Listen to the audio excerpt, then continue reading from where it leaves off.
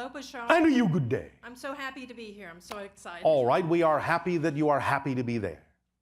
About 3 years ago, I was doing one of your meditations, and it was about what train do you want to get on? Yes. Getting on aboard a train because things are changing.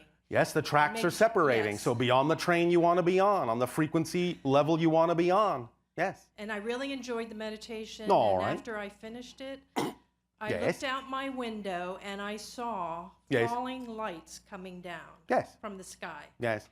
What was that? Can you tell me? Well, you are shifting your vibration, as we said earlier, so that you are increasing the ability of your senses to see things that were heretofore invisible. There's all sorts of energy movement and different dimensional kinds of phenomenology all around you all the time, but your senses don't often stretch far enough to be able to perceive these things. But you began to see movement of energy in different dimensional ways once you had stretched yourself and allowed your senses to expand to that degree. You understand? Yes, yes. It was really exciting. I It really is. enjoyed it. Yes. And? I'm looking forward to more of that. Oh, all right. And also, I have a question about relationships. Yes. I know that you said that we have versions of everybody, and we're in a room, and we Each of you are creating your version of everyone else in your reality in order to interact with them, yes. Yes. So when I interact with somebody, I'm creating my version of them. Yes.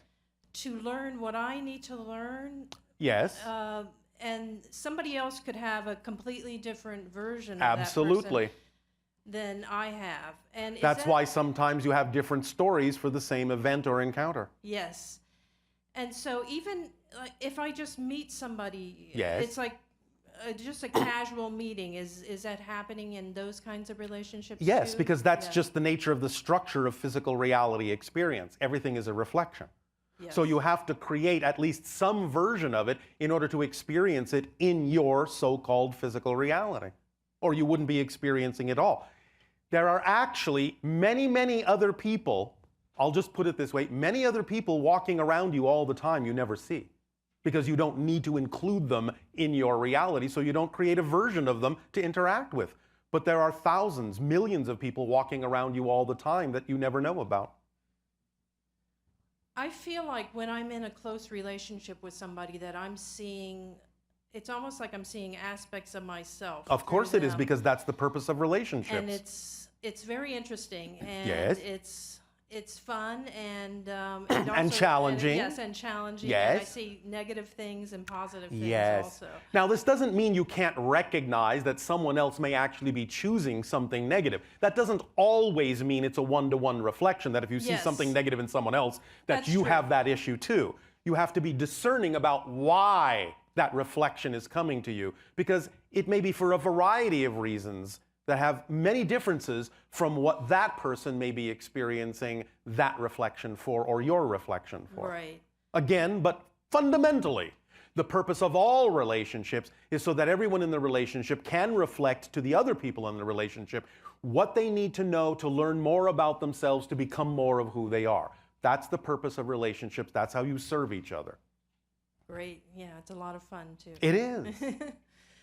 And I'm also interested in channeling, and Yes, well, you're channeling right now. Okay. All of you are. Yes. Remember, your personality is an artificial construct, an artificial projection. You have to channel your personality into being, so all of you are channeling right now. Okay. It's a natural state. You do it all the time, but you can do it in different ways on different frequency levels. Channeling, again, the channeling state is very natural when you're doing anything you love to do, when you're in the zone, as you say, when you're operating at peak performance, when you're completely focused and you don't even notice the passage of time, you're in a channeling state. Just depends on what you want to do with it at that point. My question about that was, Yes. I'm using these CDs to learn more about channeling, and I Yes. wanted to know if... Do you mean vocal channeling? Yes, vocal channeling. All right, yes. and so? And I wanted to know if it would be beneficial for me to have a teacher, like a one-on-one teacher. Well, if it is, you'll attract it, won't you? Okay. And why will that happen? Why will that happen? Because I'm excited about it. And you're excited about it means it will happen automatically Yes. because Excitement is a complete Kit. and leaves nothing relevant out, Yes. including teachers if you need them, Yes. Yes. right? Teachers fall into that category of nothing relevant being left out, right? Or are they a separate animal? No. Teachers fall into that. All right. Then So I'll whatever just keep is following my actually, excitement yes, and instead whatever of- is really relevant for you will appear. Because I kind of felt like maybe I need a teacher, but Maybe you do and maybe you don't. I'm enjoying what I'm doing right now, so All right, one I'll of the follow best that ways to excitement. learn, one of the best ways to learn vocal channeling is to channel for other people, Yes. not just for yourself. Because when you're actually channeling to people asking questions, they act as a grounding mechanism. They pull the information through you and ground it in them, and then you can just get out of the way. You don't have to wonder or think about what you're doing.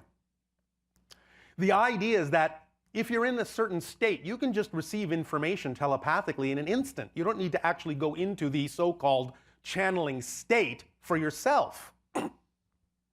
You only do that, just as the channel before you does it, so that our thoughts can translate through him to you. He doesn't need to do this for himself. He can receive information from us like that. But in order to translate our thoughts to you, he goes into this channeling state, as you call it.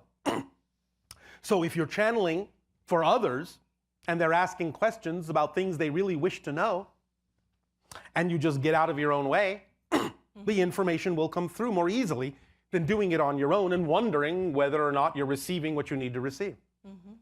Again, it's like water, it's like electricity. It goes along the path of least resistance and it grounds itself. Make sense? Yes. Does that help? Tremendously. Oh, and, all and right. I want to thank you for all your help throughout the years and for reflecting back to us. All right, well, we thank you for what you're willing And to I apply love you in your very life. much, and I love everyone here, and thank you. Our unconditional love to you as well.